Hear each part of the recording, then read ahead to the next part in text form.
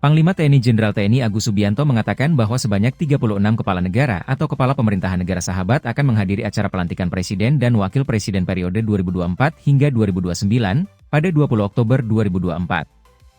Hal ini disampaikan Panglima dalam amanatnya saat memimpin apel gelar pasukan operasi pengamanan, OPSPAM, pelantikan presiden dan wakil presiden di lapangan Silang Monas, Jakarta, Jumat, 18 Oktober 2024, pagi. Dalam kegiatan ini, pelantikan presiden akan dihadiri oleh 36 kepala negara atau kepala pemerintahan dari negara-negara sahabat, kata Agus saat membacakan amanat. Dalam amanatnya, Panglima TNI menekankan bahwa pelantikan presiden bukanlah acara kenegaraan biasa, melainkan simbol kelangsungan demokrasi dan kedaulatan bangsa Indonesia. Adapun operasi pengamanan VVIP akan dilangsungkan mulai hari ini hingga 23 Oktober 2024. Mantan Kepala Staf Angkatan Darat, Kasat, ini kemudian memberikan penekanan kepada seluruh jajarannya dalam bertugas mengamankan pelantikan.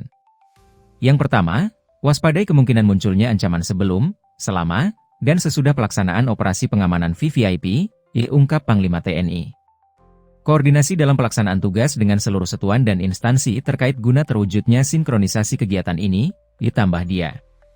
Kepada awak media, Agus menyebut bahwa sebanyak 100.000 prajurit TNI akan dikerahkan untuk mengamankan pelantikan presiden. Ia memaparkan bahwa penembak runduk dari pasukan khusus juga disiapkan untuk pengamanan. Jadi, kita semua kita terapkan untuk pengamanan, khususnya VVIP untuk ring 1 nanti itu dari Pas Pampres itu lengkap dengan sniper dan anti-drone. Kemudian juga ring 2 dan ring 3 pasukan TNI dan kepolisian, kata Agus. Selain itu, satuan-satuan siber TNI juga disiagakan untuk memantau potensi-potensi ancaman. Mereka berkoordinasi dengan kepolisian dan kementerian lembaga terkait. Panglima TNI menerangkan bahwa pihaknya terus melakukan mitigasi terhadap potensi-potensi ancaman yang ada baik sebelum, saat, dan setelah pelaksanaan. Oleh karena itu, TNI berkoordinasi dengan instansi lainnya dalam pengamanan ini. Kita koordinasi dengan Polri dan satuan intelijen yang ada di wilayah-wilayah, terutama khususnya yang ada di Jakarta, IB beragus. Untuk diketahui, Presiden terpilih Prabowo Subianto dan Wakil Presiden terpilih Gibran Rakabuming Raka akan dilantik pada 20 Oktober 2024. Pelantikan ini sesuai dengan Peraturan Komisi Pemilihan Umum, PKPU, Nomor 3 Tahun 2022 mengenai tahapan dan jadwal penyelenggaraan pemilihan umum tahun 2024. Upacara pelantikan dan pengucapan sumpah janji Presiden dan Wakil Presiden akan dilaksanakan di Gedung MPR DPR Senayan, Jakarta.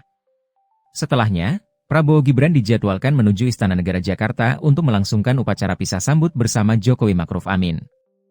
Presiden terpilih Prabowo Subianto usai menerima para calon menteri di kediamannya kemarin malam, mengatakan mengapresiasi langkah para ketua umum partai politik yang mengirimkan calon-calon menteri dari kalangan profesional.